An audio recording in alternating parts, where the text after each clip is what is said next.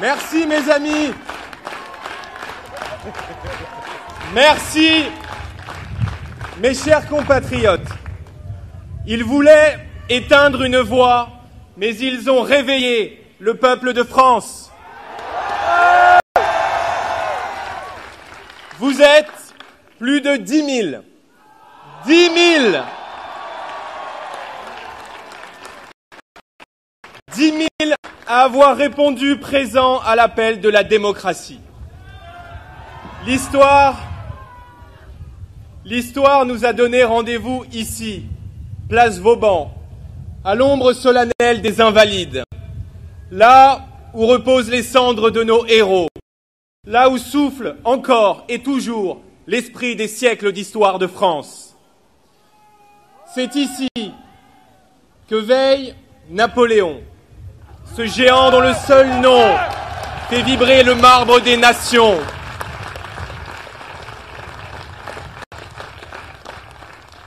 Ici même, mes amis, que le général de Gaulle, dressé contre l'abandon et la résignation, nous rappela que la France ne s'incline jamais et que la France se relève toujours.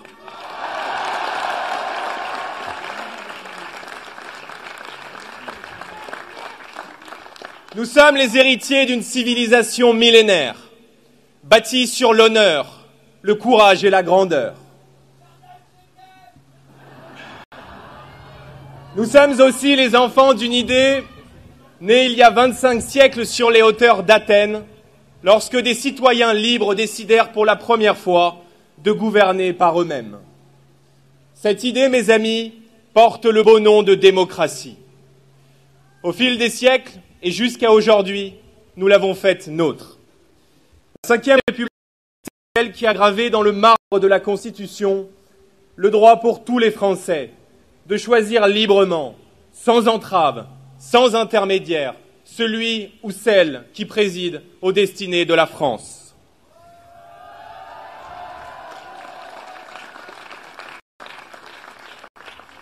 Je ne vois, mes amis, ici que des Français libres, que des patriotes fidèles à leur histoire, debout pour défendre leurs droits et leurs convictions. À quelques kilomètres d'ici, l'extrême gauche s'est donné rendez-vous pour piétiner cet héritage.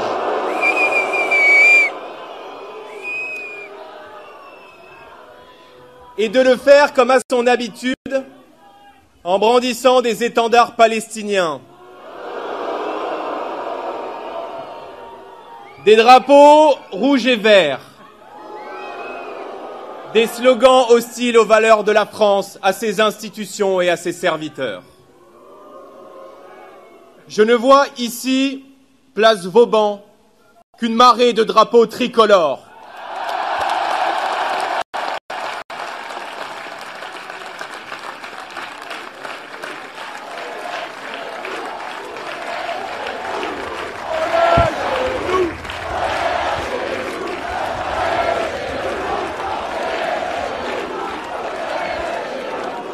Et c'est la meilleure réponse que vous pouviez offrir à ceux qui souhaitent votre démobilisation.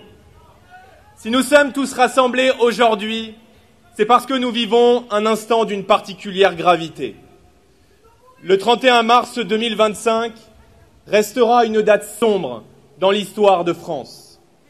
Cette décision judiciaire injuste et scandaleuse prononcée contre Marine et visant à l'éliminer de la course à la présidentielle est d'abord une attaque directe contre la démocratie, une blessure pour des millions de Français patriotes. Cette décision, mes amis, disons-le, a choqué. Choqué au point d'être contestée par une grande partie de nos opposants politiques, par des spécialistes reconnus du droit et même par des dirigeants hors de nos frontières. Dans une justification grossière et militante, inédite en droit, des juges ont estimé que la candidature de Marine représentait, je cite, « un trouble à l'ordre public démocratique ». Rendez-vous compte, mes amis, le même système judiciaire qui laisse les OQTF libres de briser des vies, Le même système judiciaire qui laisse en liberté des délinquants récidivistes a estimé que la candidature de Marine Le Pen constituait un trouble à l'ordre public démocratique. Ce n'est pas seulement absurde et révoltant, c'est une provocation face à laquelle il nous appartient de défendre notre honneur et de défendre jusqu'au bout notre innocence.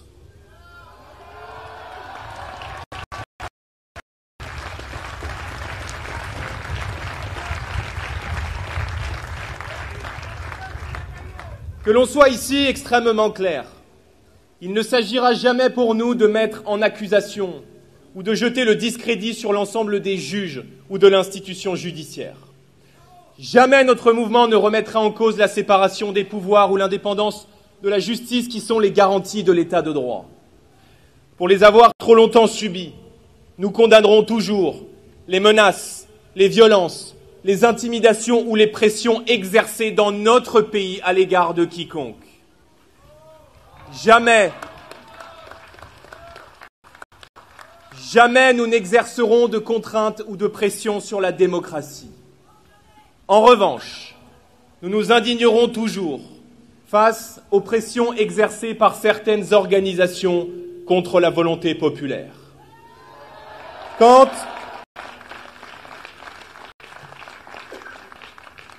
un syndicat, le syndicat de la magistrature, auquel se rattache un tiers des magistrats, appelle la profession tout entière à barrer la route par tout moyen au Rassemblement national lors du second tour des dernières législatives, en violation de toutes les règles de neutralité et de déontologie. Comment ne pas s'offusquer? Quand le syndicat de la magistrature épingle sur ce qu'ils ont baptisé un mur des cons des dirigeants politiques de droite, des parents de victimes de récidivistes, comment ne pas s'indigner? Quand ce même syndicat érige le délinquant en victime et promeut une insupportable culture de l'excuse, comment ne pas s'offusquer? Quand une procureure, dans le procès qui a visé le Rassemblement national, déclare en l'absence d'éléments tangibles, je cite, « Je ne peux pas demander une relaxe, ça me ferait trop mal », comment ne pas s'indigner?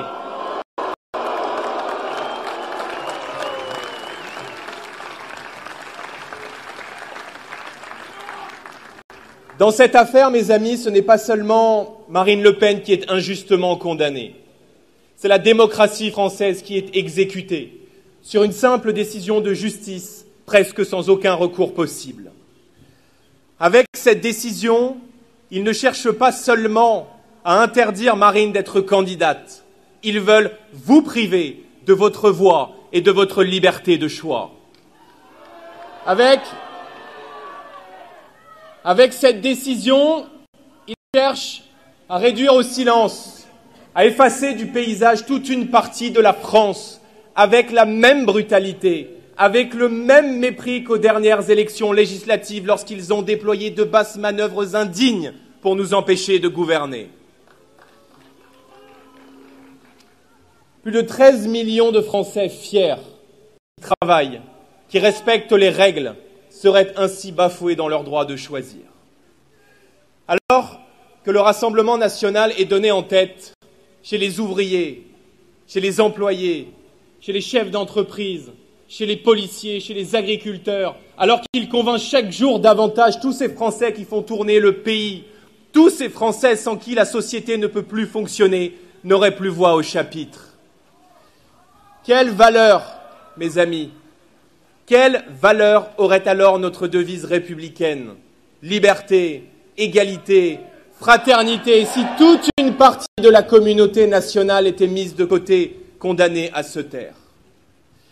Alors, nous n'acceptons pas que la France, que l'un des foyers européens de la démocratie moderne, vive un tel affaissement démocratique. Dans quelle démocratie digne de ce nom le pouvoir peut-il fermer la première chaîne de télévision de la TNT en cédant à une chasse à l'homme lancée par la gauche? Dans quelle démocratie digne de ce nom on cherche à mettre à mort financièrement le premier parti de France? Dans quelle démocratie digne de ce nom on interdit à la chef de l'opposition de se présenter à l'élection suprême? Dans quelle démocratie digne de ce nom tout est mis en œuvre pour empêcher le premier parti de France lors des dernières élections de gouverner le pays? Ces derniers jours n'ont pas simplement abîmé la démocratie française. Ils ont aussi, je le crois, discrédité la voix et dégradé l'image de la France en Europe, comme partout dans le monde. Avant de donner des leçons de droits de l'homme, avant de donner des leçons de valeurs, il faut d'abord être capable de les porter et de les incarner soi-même.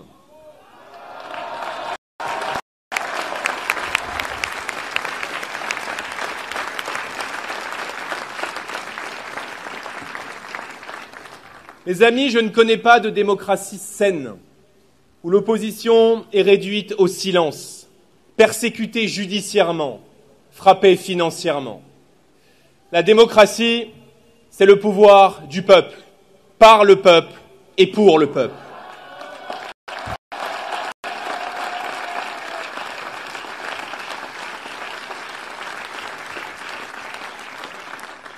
En démocratie et en république, comme l'a dit le général de Gaulle, la Cour suprême, c'est le peuple. Aucune juridiction ne peut aller à l'encontre de ce principe fondamental. Aucune décision de justice, aucune forme de censure ou d'interdiction ne réussira à mettre un terme à ce que nous bâtissons ensemble chaque jour pour la France et pour les Français.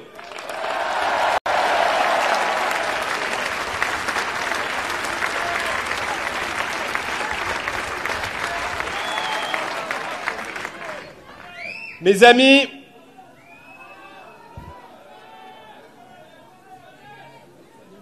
il y a un malaise.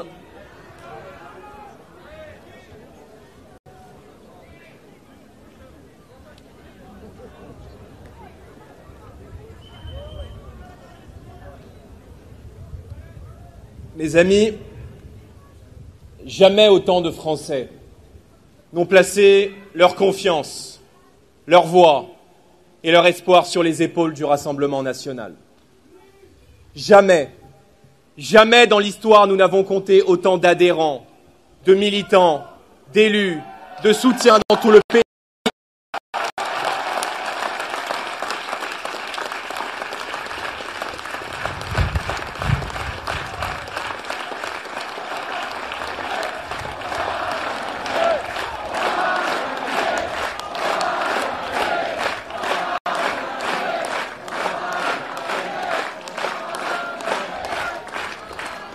Le patriotisme et l'amour pour la France ne sont pas des combats du passé.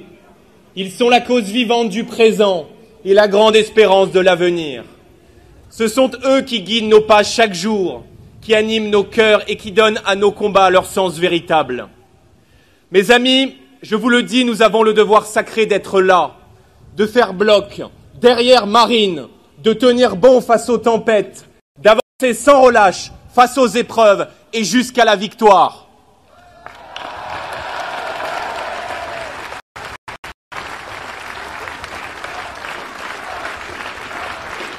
Nous avons, mes amis, l'impérieuse responsabilité de ne jamais reculer, de ne jamais abandonner, car nous incarnons cette France fière, cette France enracinée, cette France déterminée à reconquérir sa souveraineté, à défendre son identité, à préserver son unité. Alors je le dis à nos adversaires, nous sommes là et nous serons là demain et après-demain. Nous serons là.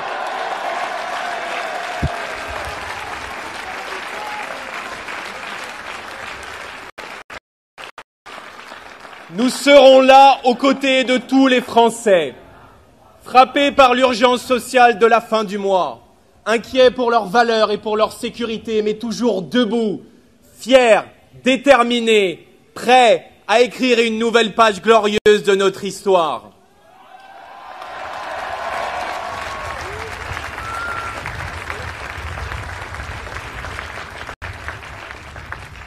Mes amis, qui d'autre que nous pour défendre la liberté d'expression, menacés par le politiquement correct, par l'intolérance de la gauche, par le wokisme et par le totalitarisme islamiste? Qui d'autre que nous pour déclencher ce grand référendum sur l'immigration qui permettra aux Français de reprendre le contrôle du pays et à la France de rester la France?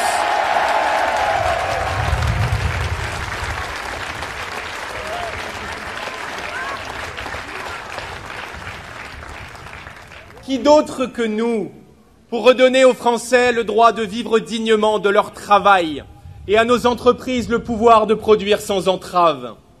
Qui d'autre que nous pour redonner à la France sa grandeur et aux Français les moyens de leur bonheur?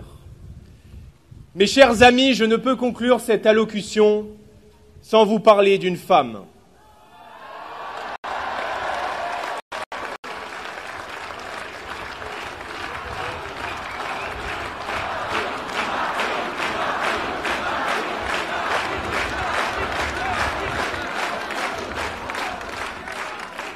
Une femme qui rassemble aujourd'hui dans le cœur de Paris tous les Français debout pour la justice et pour la démocratie. Je me souviens d'un soir de février 2012. La France était alors en pleine campagne présidentielle. Lors d'un débat à la télévision, j'ai adhéré aux paroles et aux convictions d'une femme qui osait parler différemment de toute la classe politique. J'ai vu en elle une battante. J'ai vu en elle une femme habitée par l'amour des Français, par le souci de leur quotidien et par-dessus tout par la dignité du drapeau tricolore.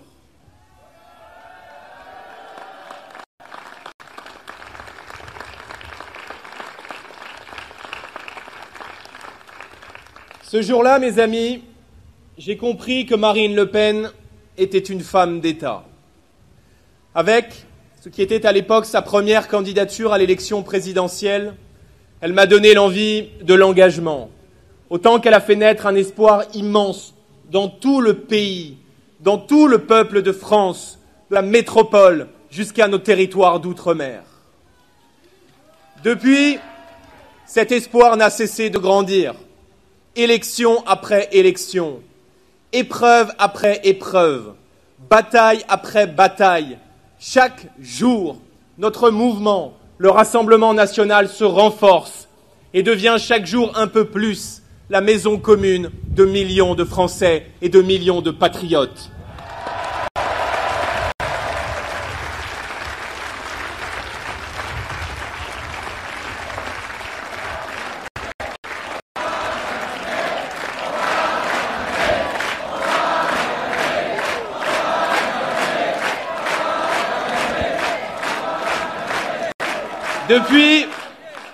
Depuis, vous avez toujours pu compter sur elle, sur sa pugnacité, sur son honnêteté, sur son énergie et par-dessus tout, sur sa solidité.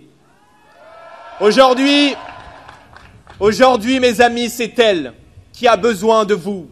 C'est elle qui a besoin de nous.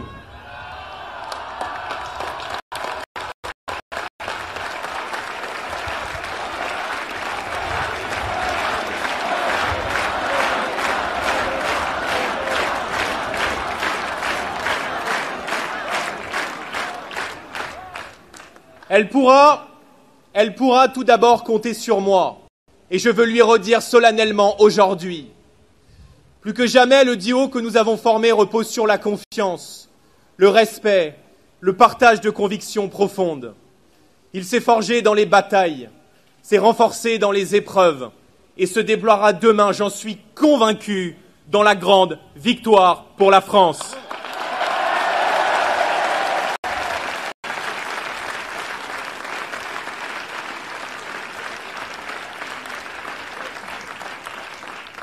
J'ai aussi la certitude, mes chers compatriotes, qu'elle pourra compter sur vous. Alors je ne vous demande qu'une chose, aidez-la. Aidez-la face à l'injustice. Aidez-la en poursuivant la mobilisation à nos côtés. Aidez-la en amplifiant la vague patriote partout en France. rejoignez-nous. Adhérer au Rassemblement national, c'est résister.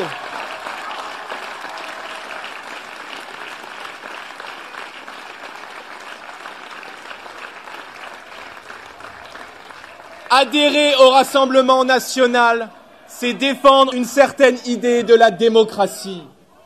Adhérez, mes amis, car au bout de ce chemin, c'est la victoire qui nous attend et croyez-moi, elle n'a jamais été aussi proche.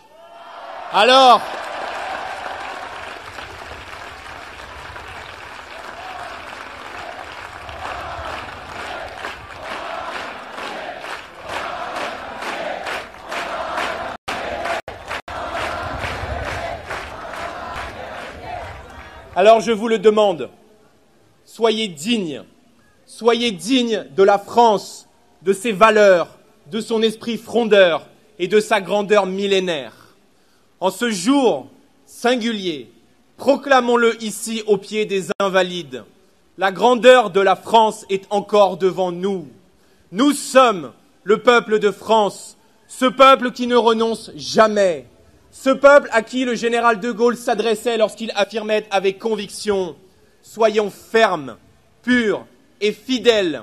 Au bout de nos peines, il y a la plus grande gloire du monde, celle des hommes qui n'ont jamais cédé. Aujourd'hui, pour Marine, pour la France, face à l'injustice, ne cédons rien. Marchons ensemble vers l'avenir et rendons à la France sa liberté, sa grandeur, son honneur et sa démocratie. Rien ne peut arrêter un peuple qui s'est remis à espérer. Vive Marine Le Pen, vive la démocratie, vive la République et vive la France!